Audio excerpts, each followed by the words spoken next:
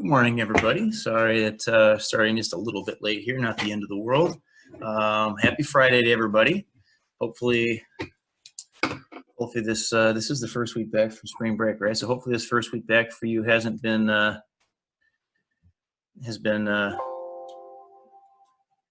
reasonable adjustment into how the end of the year works.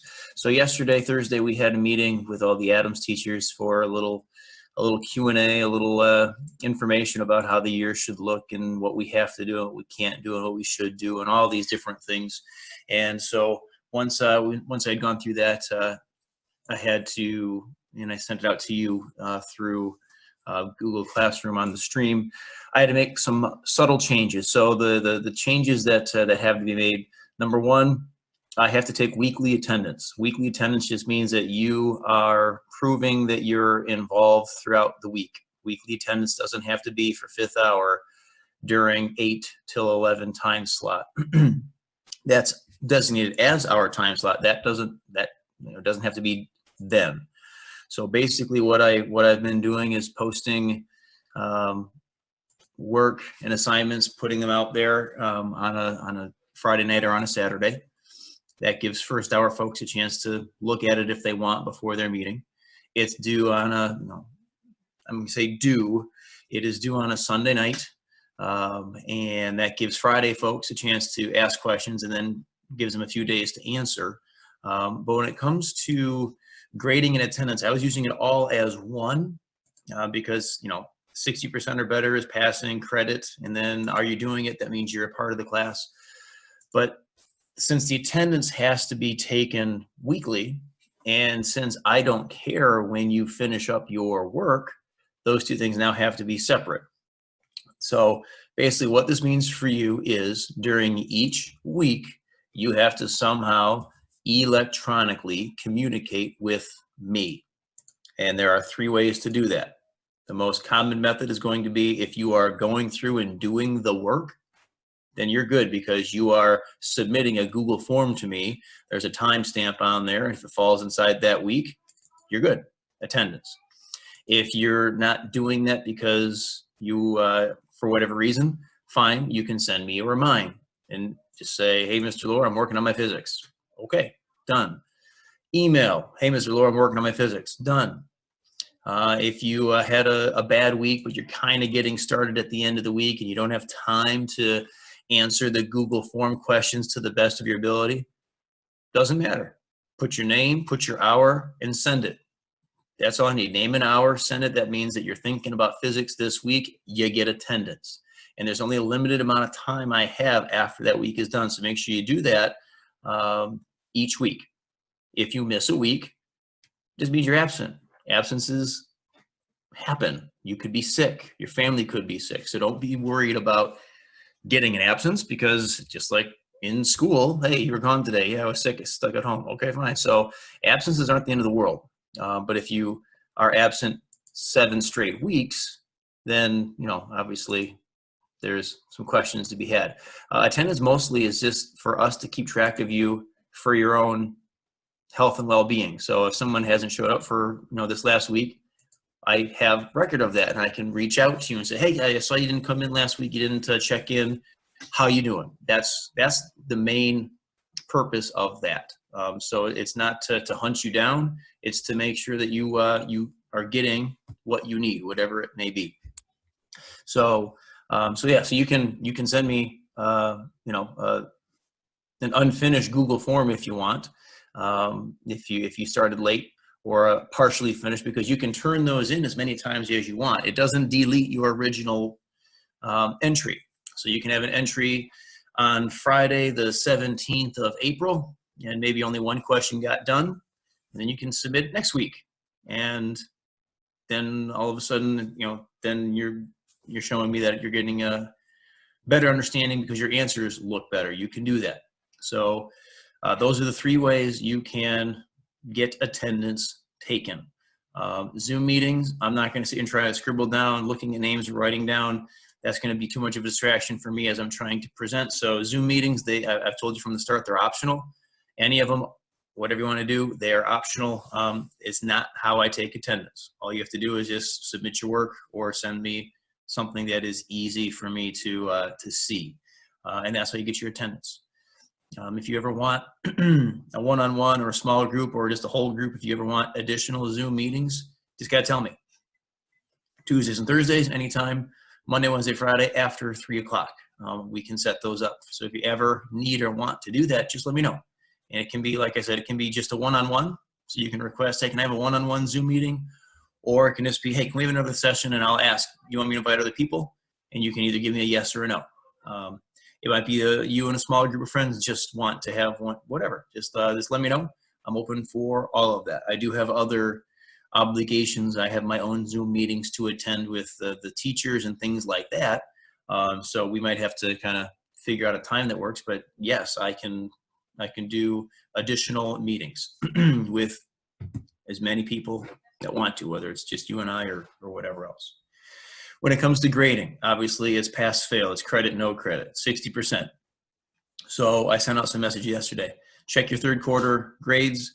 If you got a 60% above, then you're good. But I want to fix that test because I'm at a 75 and I want better scores. There's no GPA going in. There's no letter grades going in. It's pass or it's fail. So shoulder shrug. Okay, well, I guess I got a 60%, so I'm good. A few people were at like the 55% range. So just make sure you go in there, and typically it's just finish the onlines and then you'll be good. So if you need me to open up anything, just let me know. The onlines that we are getting now, simple. They give us a percentage, and I'll put that in the book just so I can see, hey, yep, that one hit 60, that one hit 60, that one hit 60. And then you have your Google Forms. So those are the only two things I'm going to say grading would be the Google Forms, looking for correct answers, and you can always resubmit. They don't have to be perfect. And then the UTs. There is a new grading code in the grade book. I haven't used it yet, but I gotta, I'll use it because that's what we're being asked to use. There are 3 grades that I can put in for any assignment. Grade number 1 is, I think it's a C for credits, which means, okay, 60% or better in terms of what you did and your effort and your quality, C.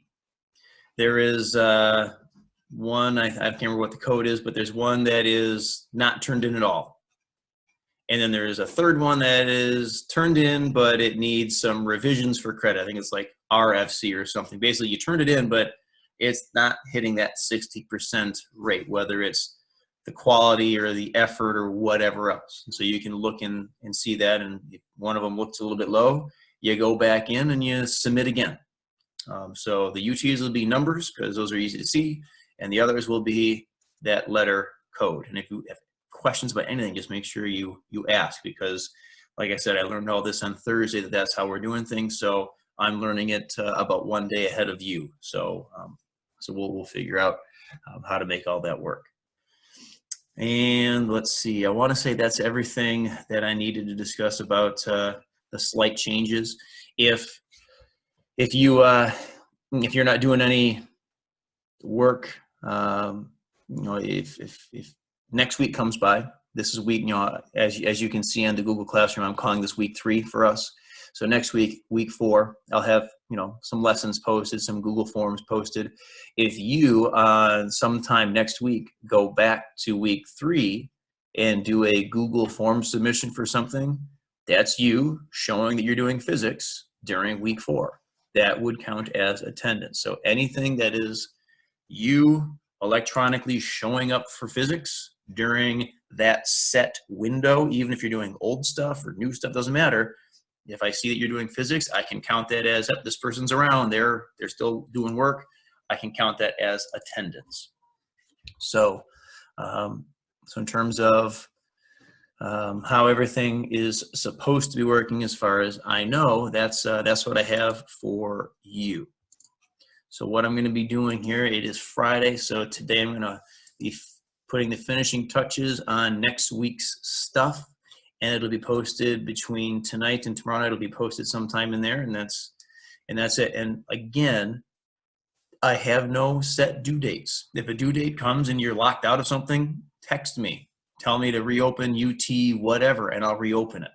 So there are no due dates. You just have to show that you're doing a little bit of work at least each week in physics so that I can give you attendance. So don't think, oh man, I got to hit this Sunday due date. No, just show me that you're working on it electronically, and then finish it up on Monday or on Tuesday or 2 weeks from now. I don't care. Just make sure you get it done at some point. So there are no due dates, but there is attendance. So two different things that kind of sound the same, but if you have questions on that for clarification, just let me know at any point. So with that, we have the chat board, or we have unmuting. You can ask questions about RCS. You can ask questions about physics. We can talk about what you did over the spring break, whatever. At this point, it's opening the floor to whomever would like to speak or ask questions. Or it's 10:13 in 2 minutes. If everyone's good, we can call it a day. Whatever you want to do.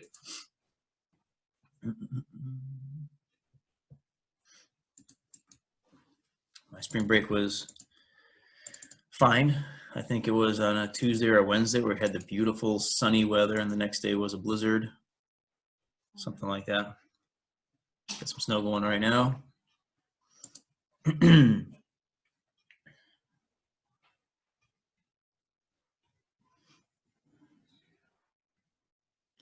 Remember, everybody, principals and teachers and you and the parents and everybody, we're all in this together. We're still all trying to figure out the best way.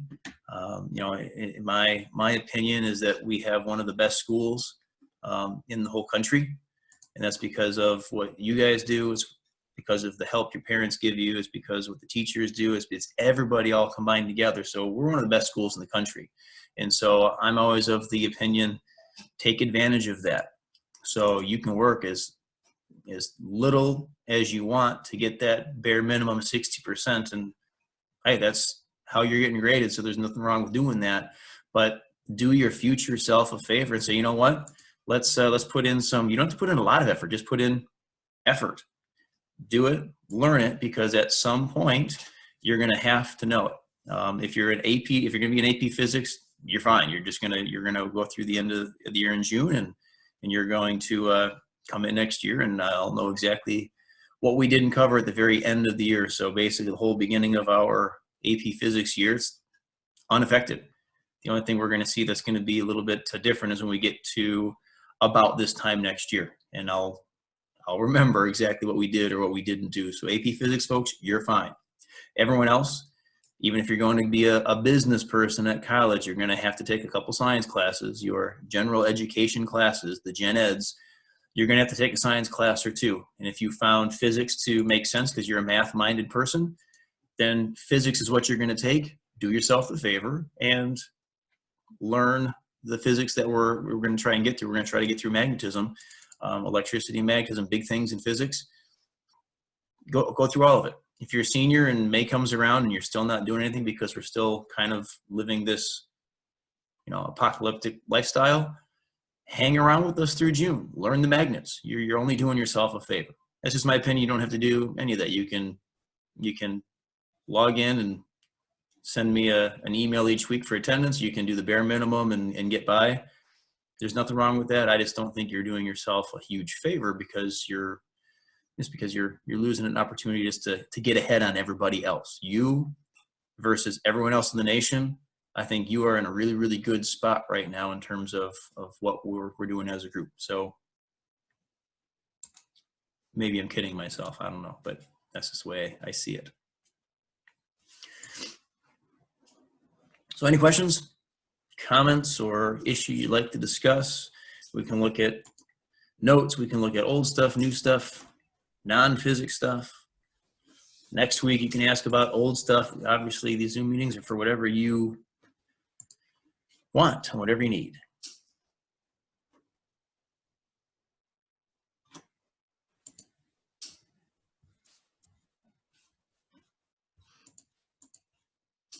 My younger sister, just by a couple of years, she lives in, where does she live? She lives in Connecticut. She lives in Connecticut with her 3 daughters, who are all the same age as my youngest or younger. And for, I don't know, 3, 4, 5 years now, they have been borrowing, which is okay because I gave it to them. They've been borrowing our Netflix. And so last week, I thought I had caught wind that they had Disney Plus. So I said, hey, by the way, do you guys happen to have Disney Plus and want to share a login? So long story short, I got Disney Plus now. So we've been watching lots of Disney movies. Not so much Star Wars or Marvel yet, mostly just Disney movies.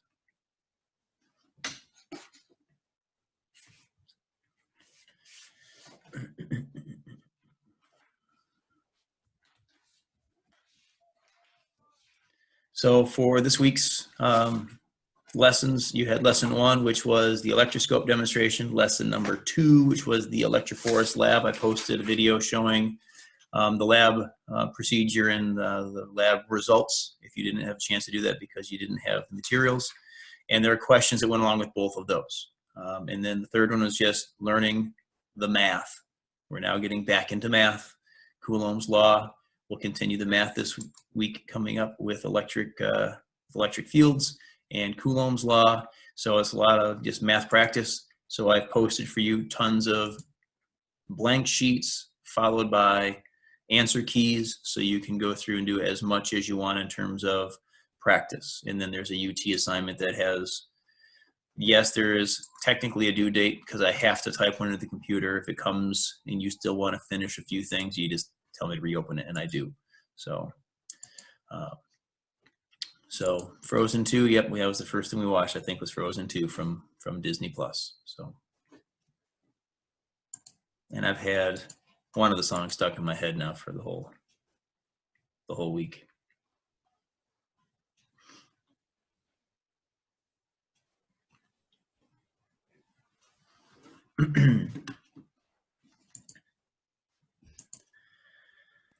Mr. Lore, for like, this is a quick question, but the equation for like the electromagnetic force, isn't it the same similar like equation to find the gravitational attraction between like two masses?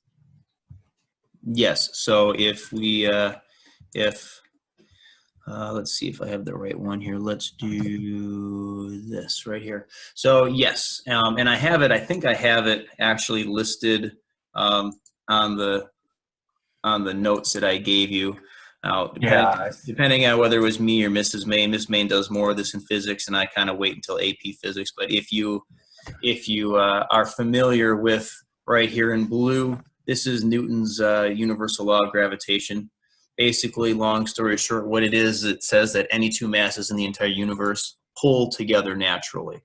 And Einstein had his own version of why those things pull together naturally using space-time and all that kind of stuff.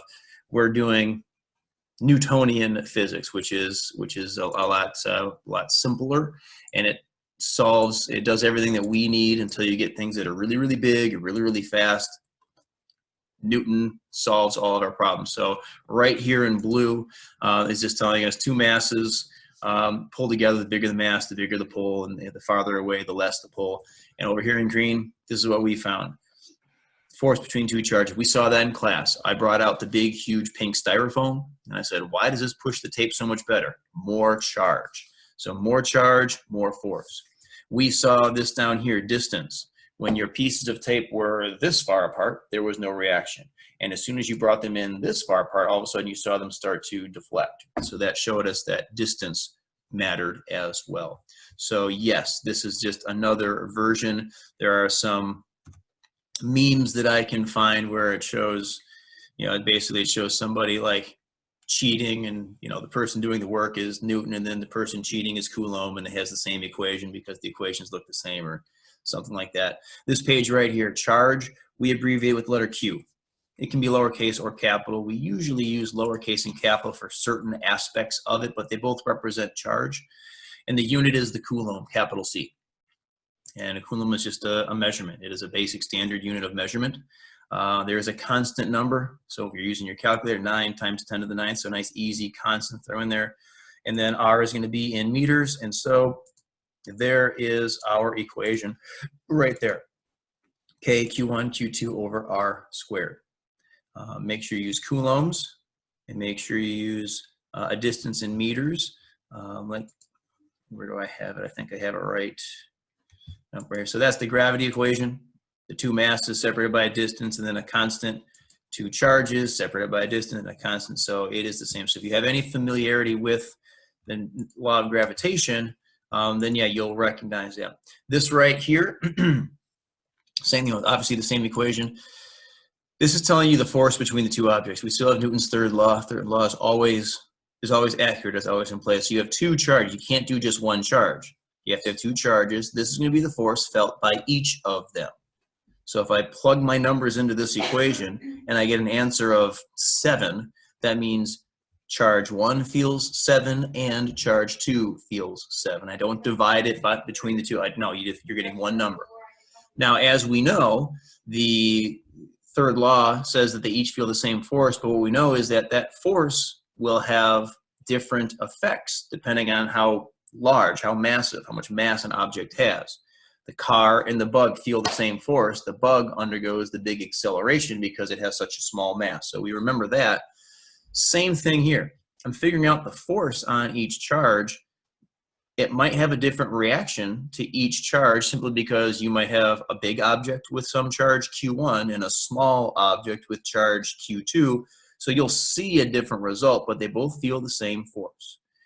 This right here is the charge for a single electron or a single proton. And that was, determined at this point, a little more than 100 years ago what that value was.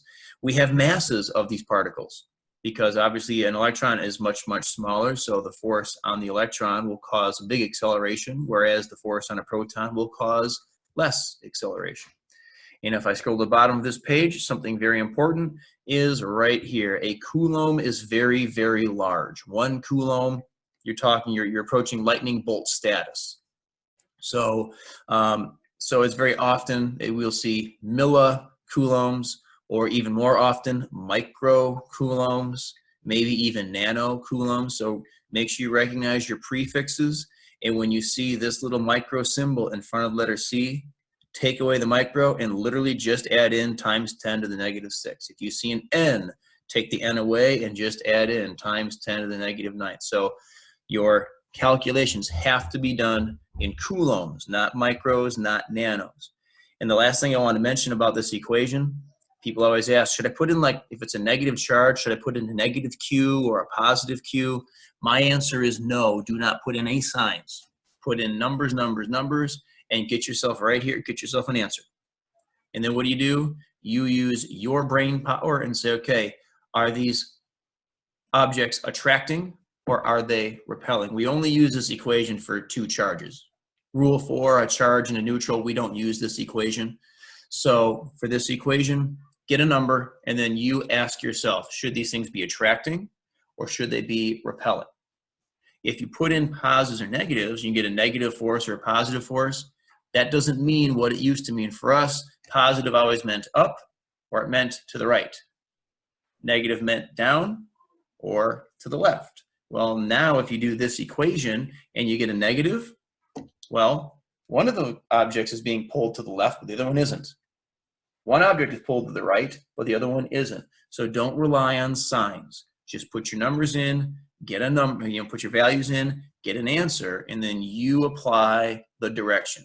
Hey, it's a repulsion, so those 2 things are looking like this. Hey, it's an attraction, so they look like this. What's going to happen to this one? Well, okay, let's look at it. I can do a force and a mass. It turns into something very old school for us back in November, force, mass, acceleration. So once I get force, I can do all the old stuff that we've been doing. So again, don't put in signs. Some people have asked, well, can I just memorize it when it's a negative? They're opposite, so a negative means attract. Sure, I guess you can do that if you want, but to me that's extra memorization and brain power that I don't want to have to take up using some method. I'm just going to remember opposites attract, likes repel.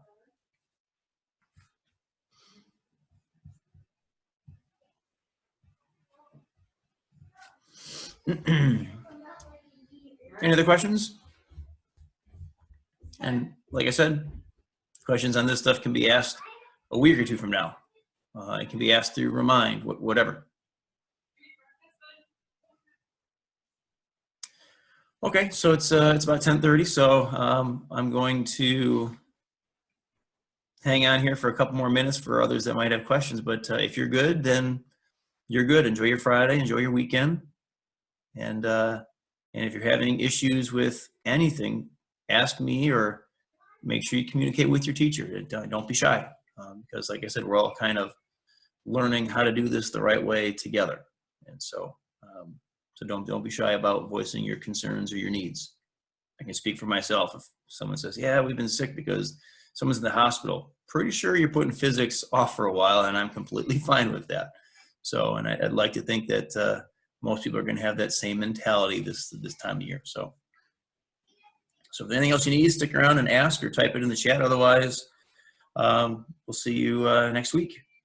And remember, you can join any Zoom you want or none of the Zooms. Just make sure you're not skipping your other classes. We got our 5th hour time slot, so you only have to worry about this one. But if you're free for the 1st or the 4th hour and you feel like joining, sure. So, yeah, everyone have a nice weekend. Be safe, be healthy.